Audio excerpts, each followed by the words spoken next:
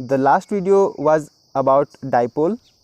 आज हम देखेंगे डाइपोल का यूनिफॉर्म एक्सटर्नल इलेक्ट्रिक फील्ड पर क्या इफ़ेक्ट पड़ता है। डाइपोल्स के पास में दो चार्जेस होते हैं। हम एक परमानेंट डाइपोल का बात करेंगे जो कि डाइपोल मोमेंट P यहाँ पर शो करता है। परमानेंट डाइपोल बिना इलेक्ट्रिक फील्ड पर भी अपना डाइपोल मोमेंट उसका जो है वो एग्जिस्ट करता है। डाइपोल्स के पॉजिटिव और नेगेटिव साइड पर एक फोर्स लगेगा इलेक्ट्रिक फील्ड की वजह से, जिसे हम F=QE से हम कैलकुलेट कर सकते हैं। और क्योंकि यहाँ पर दोनों चार्जेस भी सेम हैं और इलेक्ट्रिक फील्ड यूनिफॉर्म है, तो यह फोर्स दोनों सेम होंगे और सेम और ओपोजिट होंगे। एक इलेक्ट्रिक फील्ड के वजह से इस साइड में फोर्स आएगा, एक इलेक्ट्रिक फील्ड की वजह से इस साइड में फोर्स आएगा, तो टोटल फोर्स हो जाएंगे 0। इन फोर्सेस के वजह से यहाँ एक टॉर्क लगेगा जो इसे अलाइन करने की कोशिश करेगा इलेक्ट्रिक फील्ड के डायरेक्शन में। और क्योंकि यहाँ नेट फोर्स जो है वो 0 है, तो इसके मिड पॉइंट पर यहाँ इस टॉर्क का कोई असर नहीं पड़ेगा, वो वहीं का वहीं रहेगा। बाकी जगह ये इस टॉर्क की वजह से रोटेट करेंगे। इस टॉर्क को हम लोग कैलकुलेट कर सकते हैं force multiplied with the perpendicular distance between the two anti parallel forces. इन दो फोर्सेस के बीच में जो परपेंडिकुलर डिस्टेंस है 2a, उसे मल्टीप्लाई करके, और क्योंकि इलेक्ट्रिक फील्ड के साथ में हम लोग इसे मल्टीप्लाई कर रहे हैं, तो उन दोनों के बीच में जो एंगल है उसे साइन थीटा से यहाँ पर हम लोग कैलकुलेट कर सकते हैं। So the magnitude of the torque will be equal to QE into 2a sine theta. हमें ये भी पता है कि हम Q इंटू 2a को P से रिप्लेस कर सकते हैं, E नहीं, सिर्फ Q इंटू 2a जो है उसे हम लोग P से रिप्लेस कर सकते हैं, क्योंकि वो है हमारा डाइपोल मोमेंट वेक्टर, और उस पर हम E के साथ में यहाँ पर ये मल्टीप्लिकेशन है और साइन थीटा है। हम इसे डायरेक्ट क्रॉस प्रोडक्ट के रूप में लिख सकते हैं। क्रॉस प्रोडक्ट के रूप में किस तरीके से लिखेंगे, यहाँ पर आप देख सकते हो दैट यहाँ पर P क्रॉस E से हम लोग इस टॉर्क को डिनोट कर सकते हैं, जिसका अल्टीमेट यहाँ पर वैल्यू होगा PE साइन थीटा, और इसका डायरेक्शन होगा राइट हैंड थंब रूल से हम लोग इसे कैलकुलेट कर सकते हैं। अगर इलेक्ट्रिक फील्ड का डायरेक्शन ऐसा है, यहाँ पर मोमेंट डाइपोल मोमेंट वेक्टर का डायरेक्शन ऐसा है, तो ये कुछ इस तरीके से हम लोग अपने फिंगर्स को मूव करेंगे इस तरीके से, और जो हमारा थंब होगा वो आउटवर्ड नॉर्मल यहाँ पर निकलेगा। सो torque will B P cross E। इसका फॉर्मूला आप ये याद कर लो। नाउ ये इलेक्ट्रिक फील्ड के वजह से ये डाइपोल जो है वो अलाइन होने की कोशिश करेंगे, और जब वो अलाइन हो जाएंगे वहाँ पर जो टॉर्क अप्लाई होगा वो 0 होगा। आप इस फॉर्मूला से भी उसे कैलकुलेट कर सकते हो। 0 कैसे होगा, यहाँ पर डाइपोल मोमेंट वेक्टर और E जो है वो दोनों आपस में क्या हो जाएंगे, पैरेलल हो जाएंगे, तो साइन थीटा जो है वो 0 हो जाएगा और ये टॉर्क यहाँ पर 0 हो जाएंगे। Now moving on to the next paragraph. अगर हमारा इलेक्ट्रिक फील्ड यूनिफॉर्म नहीं है तो क्या होगा। डाइपोल्स हमारे पास में हैं, एक पॉजिटिव और दूसरा नेगेटिव, दोनों सेम टाइप्स ऑफ चार्जेस हैं, बट एक में इलेक्ट्रिक फील्ड थोड़ा सा ज़्यादा लगेगा, एक में इलेक्ट्रिक फील्ड थोड़ा सा कम लगेगा, क्योंकि ये यूनिफॉर्म नहीं है। तो इससे क्या होगा कि नेट फोर्स 0 नहीं होगा। F=QE will be not 0, but torque जो है वो यहाँ पर अलग अलग केसेस में अलग अलग मिल सकते हैं। जैसे अगर हमारा इलेक्ट्रिक फील्ड का डायरेक्शन ऐसा है, दिस इज़ E, और ये हमारा डाइपोल है, तो इसमें टॉर्क होगा क्योंकि फोर्स कुछ इस तरीके से होंगे। अगर ये इलेक्ट्रिक फील्ड पर अलाइन हो जाता है, यानी कि अगर इलेक्ट्रिक फील्ड का डायरेक्शन ये है और डाइपोल का भी डायरेक्शन यही है, इस साइड पॉजिटिव इस साइड नेगेटिव, या फिर इस साइड नेगेटिव इस साइड पॉजिटिव, तो इस पर जो है टॉर्क 0 हो जाएगा।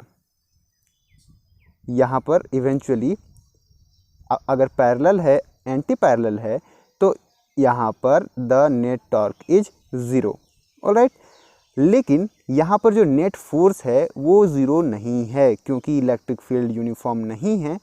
और अगर हम टोटल फोर्स कैलकुलेट करेंगे, एक में QE है और एक में अगर हम दूसरा इलेक्ट्रिक फील्ड लेते हैं तो QE2 ले लेते हैं, तो एक में QE1 है और एक में QE2 है, दोनों का नेट 0 नहीं होगा। आप इस एग्जाम्पल को देखिए, यहाँ पर इंक्रीजिंग फील्ड इस डायरेक्शन में है और यहाँ -Q पर जो फोर्स लग रहा है वो थोड़ा सा कम लग रहा है, क्योंकि यहाँ पर इलेक्ट्रिक फील्ड कम है और इंक्रीज इस साइड में कर रहा है, तो +Q पर फोर्स थोड़ा सा ज़्यादा लग रहा है। आप इसका जो लेंथ है उस लेंथ से आप यहाँ पर पता कर सकते हो। तो इसका नेट जो फोर्स होगा, नेट फोर्स यहाँ पर थोड़ा सा उसका जो है रहेगा यहाँ पर मैग्नीट्यूड। और अगर ये जैसे ये तो यहाँ पर आप देख सकते हो कि ये दोनों इलेक्ट्रिक फील्ड के जो है ये पैरेलल में हैं। अगर यहाँ पर ये एंटी पैरेलल हो जाते, ऑलराइट, तो एंटी पैरेलल में यहाँ पर इलेक्ट्रिक फील्ड का डायरेक्शन ये है और Q जो है इस साइड में है पॉजिटिव वाला और -Q इस साइड में है नेगेटिव वाला। तो इस Q पर क्योंकि ये इंक्रीजिंग है, यहाँ पर कम फोर्स लगता और इस पर यहाँ ज़्यादा फोर्स लगता, और यहाँ नेट फोर्स जो है उसका भी कुछ मैग्नीट्यूड होता, बट ये ऑपोजिट डायरेक्शन में होता।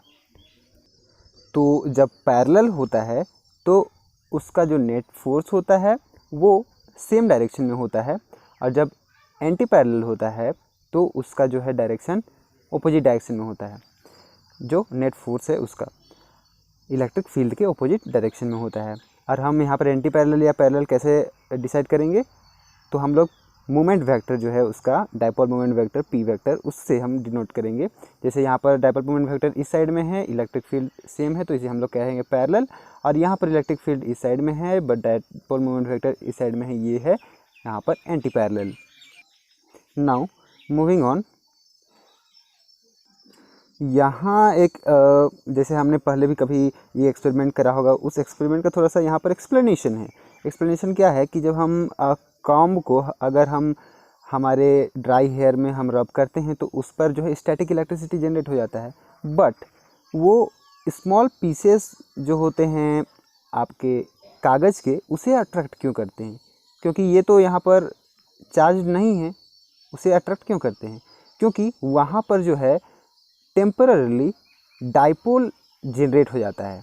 डाइपोल जनरेट होने से यहाँ पर जैसे कि पीस ऑफ पेपर है और इस पर डाइपोल जनरेट हो गया, एक साइड में पार्शियली पॉजिटिव और एक साइड में पार्शियली नेगेटिव चार्ज आ गया, और उसी की वजह से हम लोग जब कॉम्ब को जिसके पास में पॉजिटिव या फिर नेगेटिव जिस तरीके से भी चार्ज है उसे सामने लाने पर ये इसे रिपेल अट्रैक्ट करते हैं। तो इसे सामने लाने पर ये नेगेटिव वाला इस साइड में आ जाएगा। और एक बात आप यहाँ पर ध्यान रखो कि जो हम कॉम्ब लाते हैं उस पर जो चार्जेस होते हैं उसके वजह से यहाँ पर एक इलेक्ट्रिक फील्ड बनता है, और जो पीस ऑफ पेपर है उस पीस ऑफ पेपर पर वो इलेक्ट्रिक फील्ड पड़ता है, बट वो यहाँ पर यूनिफॉर्म नहीं होता है, क्योंकि इलेक्ट्रिक फील्ड जो है वो दूर जाते जाते यहाँ पर रिड्यूस हो जाता है। तो यहाँ पर इलेक्ट्रिक फील्ड ज़्यादा है, यहाँ पर इलेक्ट्रिक फील्ड कम है, तो इसका जो डाइपोल बनता है वो डाइपोल पर कुछ ना कुछ फोर्स होते हैं। ऑलराइट, आगे बढ़ते हैं नेक्स्ट पैराग्राफ में। नेक्स्ट पैराग्राफ कहता है that the charged comb polarizes the piece of paper, induces the net dipole moment of the direction of field. Further, the electric field due to comb is not uniform.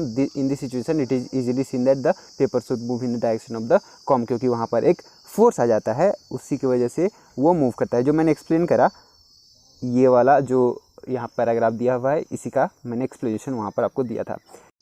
Continuous charge distribution. अभी तक हमने बात किया discrete charges का, Q1, Q2, Q3 up to Qn। यहाँ पर उसके वजह से फोर्सेस निकाले हमने, इलेक्ट्रिक फील्ड भी निकाला। अब हम रेस्ट्रिक्ट करेंगे अपने आप को कि हम उस तरीके से सिंगल चार्जेस, डिस्क्रीट चार्जेस का यूज़ नहीं करेंगे। हम लोग अब काम करेंगे कंटिन्यूस चार्ज डिस्ट्रीब्यूशन का, क्योंकि यहाँ पर ये इम्प्रैक्टिकल हो जाता है। अगर हम डिस्क्रीट चार्ज का बात करें तो उसके साथ में काम करना, उसके साथ में कैलकुलेशंस करना और हम लोग ये एक्चुअल में नहीं बता सकते कि वो चार्ज उसका जो पोजीशन है वो है कहाँ, क्योंकि ये माइक्रोस्कोपिक लेवल पे होते हैं। अब अगर हम एक एरिया एलिमेंट का बात करें, एरिया एलिमेंट यहाँ पर डेल्टा एस है, इस एरिया एलिमेंट की अगर हम बात करें तो इस पर जितने चार्जेस हैं वो स्मॉल है, बट उसको जो है हम कैलकुलेट कर सकते हैं। उस पर जो इलेक्ट्रॉन्स के नंबर हैं, जो उस पर चार्जेस है, उसे हम लोग इजीली कैलकुलेट कर सकते हैं। तो सरफेस चार्ज डेंसिटी जो है सिग्मा, उसे हम लोग कुछ इस तरीके से डिफाइन करते हैं कि charge, total number of charges per unit area, that is surface charge density. तो इससे हमें फ़ायदा ये मिलता है कि ये एक कंटिन्यूअस फंक्शन है। सिग्मा जो है वो एक प्लेट पर कंटिन्यूअस होगा और ये इग्नोर करता है क्वांटाइजेशन ऑफ चार्ज, और उसका जो डिसकंटिन्यूटी होता है, उस जो यहाँ पर अगर हम बात करते हैं एक प्लेट का, उस पर जो सरफेस चार्ज डेंसिटी है वो सभी जगह कंटिन्यूअस होगा, और उसके वजह से माइक्रोस्कोपिक लेवल पर चार्ज के डिसकंटिन्यूटी को हम लोग यहाँ पर इग्नोर कर सकते हैं। जहाँ अगर हम स्मॉल एरिया का बात करें तो उस स्मॉल एरिया पर एवरेज माइक्रोस्कोपिक चार्जेस को हम लोग कैलकुलेट करते हैं, और ये जो है यहाँ पर लार्ज माइक्रोस्कोपिकली होता है और स्मॉल मैक्रोस्कोपिकली होता है। मतलब आप समझ लो कि हम लोग कैलकुलेट कर सकते हैं, हमें कुछ इस तरीके से यहाँ पर एलिमेंट्स मिलते हैं। अब इसका यूनिट जो है वो कूलम पर मीटर स्क्वायर है, क्योंकि चार्ज जो है वो कूलम्स हैं और यहाँ पर एरिया का मीटर स्क्वायर होता है। आगे बढ़ते हैं नेक्स्ट पैराग्राफ में। उसी तरीके से अगर हम लोग लाइन चार्ज डिस्ट्रीब्यूशन का अगर हम देखें तो लीनियर चार्ज डेंसिटी जो होता है वो लाइन चार्ज डिस्ट्रीब्यूशन को दिखाता है, जिसको हम लोग यहाँ पर लैम्डा से डिनोट करते हैं, और ये जहाँ हम लोग एरिया लेंगे वहाँ पर यहाँ पर जो है ये लेंथ हो गया। अब यहाँ पर चार्ज पर यूनिट लेंथ हम लोग यहाँ पर कैलकुलेट कर सकते हैं, और इसका जो है यूनिट हो जाएगा कूलम मीटर, जो कि सेम तरीके से हम लोगों ने जैसे यहाँ पर भी सरफेस का बात करा, उसी तरीके से ये भी डिस्ट्रीब्यूटेड होंगे। लाइकवाइज यदि हम वॉल्यूम चार्ज डेंसिटी की बात करें एक वॉल्यूम के लिए, तो यहाँ पर चार्ज पर यूनिट वॉल्यूम से हम लोग यहाँ पर इस रो को निकाल सकते हैं, जो कि है वॉल्यूम चार्ज डेंसिटी, और इसका जो यूनिट होगा वो हो जाएगा कूलम्ब पर मीटर क्यूब यहाँ पर वॉल्यूम की वजह से। अब ये चार्ज डेंसिटी जो हैं, चार्ज के डिस्ट्रीब्यूशंस जो हैं, एक सरफेस पर हम लोग कुछ इस तरीके से एज्यूम कर सकते हैं कि नंबर ऑफ़ इलेक्ट्रॉन्स जो हैं वहाँ पर फ्री इलेक्ट्रॉन्स जो चार्ज कंडक्ट कर सकते हैं वो कितने हैं। जिस तरीके से हम लोग मास को यहाँ पर डिस्ट्रीब्यूट करते हैं, नेक्स्ट पेज में आपको यहाँ पर पता चलेगा।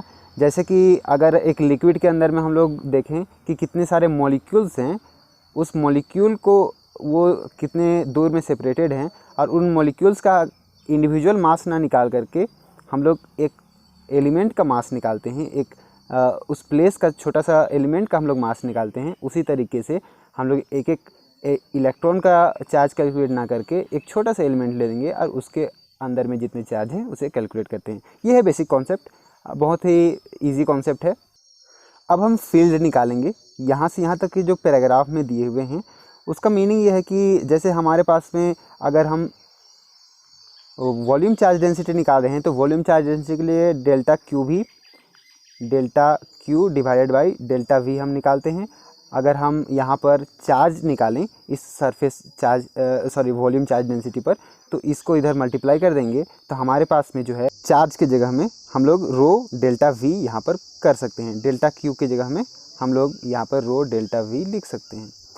उसी को यहाँ पर इलेक्ट्रिक फील्ड की जगह पर लिखा हुआ है। आप इसका मतलब जो है वो सेम है, और यहाँ पर जो आर है, इस आर का मतलब है इस स्मॉल चार्ज डेंसिटी से कितना दूरी पर हम लोग इलेक्ट्रिक फील्ड निकाल रहे हैं।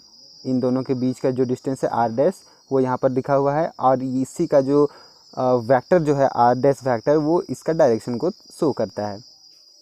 अब हम अगर इसका टोटल इलेक्ट्रिक फील्ड निकालें तो हम उस स्मॉल एलिमेंट्स को अलग अलग कैलकुलेट करके ऐड कर देंगे। जब हम समेशन करेंगे तो आप देखो यहाँ पर पूरे वॉल्यूम पर ऑल वी पर यहाँ पर इसे कैलकुलेट किया हुआ है, और यहाँ ये इक्वल का साइन भी नहीं दिया हुआ है, टिल्ट का साइन दिया हुआ है। इसका मतलब नियरली इक्वल टू है। आगे बढ़ते हैं हम नेक्स्ट टॉपिक पर, गॉस लॉ पर। तो इलेक्ट्रिक फ्लक्स के बारे में हमने पहले भी पढ़ा है, तो उसी से रिलेटेड है गॉस लॉ। तो electric flux flow of charge होता है किसी भी सरफेस के थ्रू में। तो यहाँ पर हम स्मॉल एलिमेंट, एरिया एलिमेंट पर हम एक सरफेस को डिवाइड करेंगे। यहाँ पर आप एक स्फीयर को कंसिडर करो और उसके अंदर में एक चार्ज है Q, और उसे हम यहाँ पर स्मॉल एरिया पर डिवाइड कर रहे हैं। और अगर हम फ्लक्स निकालें उस एरिया से, तो E डॉट डेल्टा S यहाँ पर उस फ्लक्स का फॉर्मूला होता है। और इलेक्ट्रिक फील्ड का जो फॉर्मूला है उसे अगर हम यहाँ पर पुट करें तो Q/4πε0r² हो गया यहाँ पर, क्योंकि इसे हम रेडियस r है और उसका जो डायरेक्शन है वो भी आउटवर्ड नॉर्मल होगा, क्योंकि यहाँ पर कोई सा भी एरिया एलिमेंट लेंगे तो r जो है वहाँ पर आउटवर्ड यहाँ पर होगा, और उसी के नॉर्मल, उसी के पैरेलल पर हमारा E जो है इलेक्ट्रिक फील्ड उसी से पैरेलल होगा। इसीलिए यहाँ पर हम लोग डॉट प्रोडक्ट जो है उसे डायरेक्टली यहाँ पर लिख सकते हैं, r जो है उसे ओमिट कर सकते हैं, और यहाँ पर उस डॉट प्रोडक्ट को डायरेक्टली लिख सकते हैं डेल्टा S, क्योंकि उन दोनों का जो कॉस थीटा अगर निकालेंगे तो वो हमारा 1 आ जाएगा। अब हम टोटल फ्लक्स निकालेंगे। टोटल फ्लक्स यानी कि इन स्मॉल एरिया एलिमेंट को हम लोग अब ऐड कर देंगे, अलग अलग जगह पर निकाल करके हम उसे ऐड करेंगे। तो टोटल फ्लक्स जो आएगा वो आएगा summation of all delta S, यहाँ पर सभी को हम लोग ऐड कर रहे हैं, और Q/4πε0r² इन सभी से हम लोग जो स्मॉल एरिया एलिमेंट्स हैं उसे हम लोग ऐड करेंगे। अब यहाँ पर 4πε0r² जो है वो कॉमन है, डेल्टा S को हम लोग ऐड करेंगे। तो डेल्टा S को ऐड करेंगे यानी कि हम लोग टोटल एरिया निकाल रहे हैं। डेल्टा S हम लोग पूरा स्फीयर का एरिया निकाल रहे हैं। अब एरिया जो है स्फीयर का वो हो जाता है 4πr², और हम उसे अगर यहाँ पर मल्टीप्लाई करें तो मल्टीप्लाई करने पर आप देखोगे कि ये जो है 4πr² और यहाँ पर नीचे 4πr² है वो कट जाता है, और हमें टोटल फ्लक्स मिलता है Q/ε0।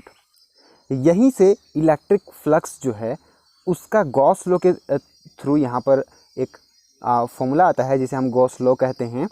क्या कहता है? That electric flux through a closed surface S, जो क्लोज्ड सरफेस है, दैट विल बी, तो Q यहाँ पर हो गया टोटल चार्ज जो है वो उस सरफेस एरिया के अंदर में जो चार्ज है Q, और यहाँ पर जो ε0 है वो ε0 है यहाँ पर परमिटिविटी। तो अब हमने यहाँ पर क्लोज सरफेस का बात करा, तो क्लोज सरफेस तो कुछ भी हो सकता है, एनी शेप एनी साइज, है ना। यहाँ पर आप इस क्लोज सरफेस को कंसिडर करो।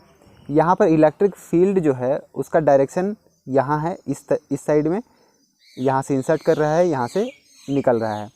अब क्लोज सरफेस में क्या कहता है कि जो टोटल फ्लक्स होगा phi is equal to charge inside divided by ε0। तो यहाँ पर जो फ्लक्स आना चाहिए वो आना चाहिए 0, क्योंकि इसके अंदर में कोई भी चार्ज नहीं है ना। अब इसे हम कैसे कैलकुलेट करेंगे? 0 हम प्रूफ करेंगे, आप भी साथ में प्रूफ करोगे तो आप भी समझ में आ जाएगा कैसे होता है। बहुत ही सिंपल है। तो टोटल फ्लक्स हम कैलकुलेट करेंगे। टोटल फ्लक्स हो जाएगा, यहाँ पर अलग अलग यहाँ एलिमेंट्स हम लोग ले लेंगे। यहाँ पर 3 एलिमेंट हम लोग लेते हैं, अलग अलग शेप का है, इसीलिए उसे कैलकुलेट करने में इजी होगा। यहाँ पर ये फर्स्ट है, यहाँ पर ये सेकंड है, और यहाँ ये थर्ड है। आप यहाँ पर देखो कि इसका जो एरिया एलिमेंट है, क्योंकि हम लोग फ्लक्स कैलकुलेट करते हैं, फ्लक्स हम नॉर्मली जैसा कैलकुलेट करते हैं उस तरीके से यहाँ पर कैलकुलेट करेंगे। फ्लक्स कैसे कैलकुलेट करते हैं? Phi is equal to E into delta S, हम लोग इसी से फ्लक्स कैलकुलेट करते हैं। यहाँ पर जो फर्स्ट वाला है उसका एरिया एलिमेंट और इलेक्ट्रिक फील्ड दोनों क्या है? पैरेलल है। यहाँ पर जो है इसका भी पैरेलल है। ये थर्ड वाला जो है इसका यहाँ पर परपेंडिकुलर है। तो परपेंडिकुलर है तो डॉट प्रोडक्ट है, cos 90 डिग्री जो है यहाँ पर हो जाएगा 0। तो ये थर्ड वाला जो प्लेन है वहाँ पर जो है जितना भी फ्लक्स आप कैलकुलेट करोगे, इस साइड, ऊपर नीचे, जितने तरीके से आप यहाँ पर कैलकुलेट करोगे सारा 0 आ जाएगा। अब हम लोगों के पास में बचा 1 और 2। अब 1 और 2 को कैलकुलेट कैसे करेंगे? नीचे आइए। तो फर्स्ट और सेकेंड वाला जो है उस पर पैरेलल है जो इलेक्ट्रिक फील्ड है और जो एरिया एलिमेंट है, पर एक में जो है उसके बीच का एंगल 0 है और एक में है उसके बीच का एंगल 180 डिग्री। तो एक का नेगेटिव हो जाएगा, एक का पॉजिटिव हो जाएगा, और दोनों जो है दोनों आपस में ऐड हो करके वो दोनों 0 हो जाएंगे। तो टोटल फ्लक्स अगर हम लोग कैलकुलेट करें, मैंने अभी यहाँ से यहाँ तक आपको एक्सप्लेन करा, उसके बाद में मैं आपको आगे बताने जा रहा हूँ दैट टोटल फ्लक्स अगर हम कैलकुलेट करें तो वो फ्लक्स जो हो जाएगा वो यहाँ पर 0 हो जाएगा। और यहाँ पर हमने जो गॉस लॉ के फॉर्म में एक्सपेक्ट किया था वो यहाँ प्रूफ हो जाता है। तो यहाँ पर जो है हम ये कंक्लूड करें कि उसके अंदर में जो टोटल चार्ज है वो 0 है। आप इस तरीके से भी इसे सोच सकते हो कि जितना इलेक्ट्रिक फील्ड का जो इंटर करता है उस क्लोज सरफेस पर, तो जितना यहाँ इंटर करता है उतना ही यहाँ बाहर निकल जाता है ना। इस तरीके से आप वहाँ पर एज्यूम कर सकते हो जो फ्लक्स है वो इसी की वजह से 0 हो जाता है। अब यहाँ पर गॉस लॉ का कुछ इम्पॉर्टेंट पॉइंट्स हैं, उस पॉइंट्स को यहाँ पर देखते हैं। Gauss law is true for any close surface no matter what shape और साइज़। गॉस लॉ किसी भी शेप साइज पर यहाँ पर वैलिड है। अगर वो सरफेस कुछ इस तरीके से भी है तो भी वहाँ पर वैलिड है, वो सिलेंड्रिकल है, स्फेरिकल है, क्यूबिकल है, सभी में वो वैलिड होगा। और गॉस लॉ पर जो Q बाई एप्सिलॉन नॉट हम लोग लिखते हैं तो वो Q जो है वो sum of all charges inside that enclose surface है। उस सरफेस के अंदर में जितने चार्जेस हैं उसका सम है।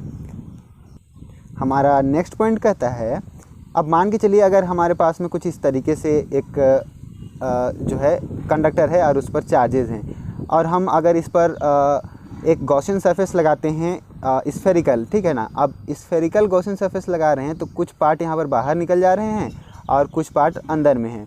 तो इलेक्ट्रिक फील्ड तो यहाँ पर जितने चार्जेस है उस चार्जेस की वजह से होगा, तो इलेक्ट्रिक फील्ड जो है वो सभी चार्जेस की वजह से होगा। लेकिन हम लोग जो फ्लक्स निकालेंगे गॉस लॉ के साथ में, तो वो सिर्फ इंटरनल चार्जेस की वजह से जो फ्लक्स होगा उसे काउंट करेगा। हम लोग इस टाइप का सरफेस जो है वो इसीलिए लेते हैं ताकि हमें कैलकुलेशन करने में इजी हो।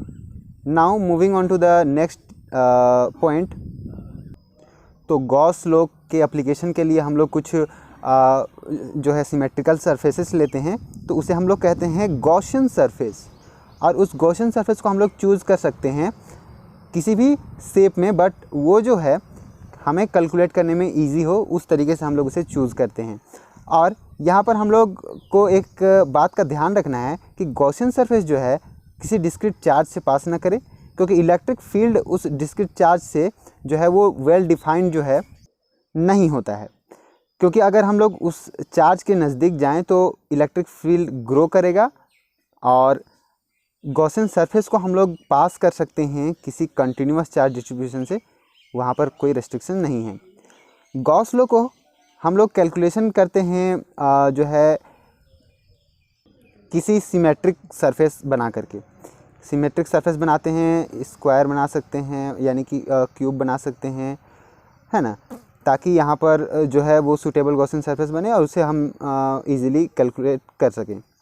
और फाइनली यहाँ पर लास्ट में जो पॉइंट लिखता है that Gauss law is based on the inverse square dependence on the resistance continued by the Coulomb's law. Coulomb's law को ये फॉलो करता है, इसीलिए अगर गॉस लॉ पर कोई वायलेशन करेंगे तो वो जो है हमें बता देगा, इंडिकेट कर देगा